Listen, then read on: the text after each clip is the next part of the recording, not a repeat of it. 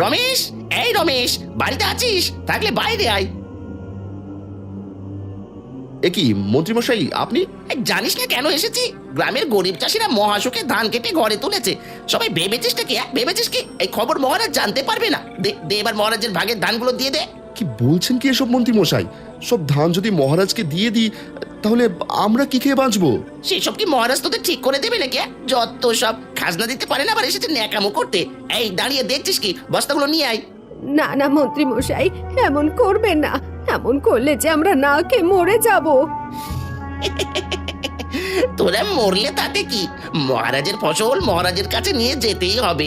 এই দেখছিস কি? তাড়াতাড়ি বস্তাগুলো নিয়ে আয়।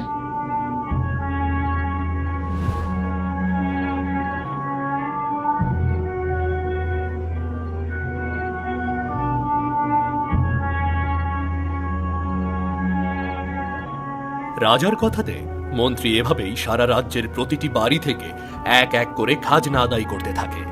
গ্রামের প্রজারা নিরুপায় হয়ে দিনের পর দিন রাজার হাতে এভাবেই শোষিত হতে থাকে। এমন মজার মজার গল্প দেখতে আমাদের চ্যানেলকে সাবস্ক্রাইব করতে ভুলবেন না। আচ্ছা।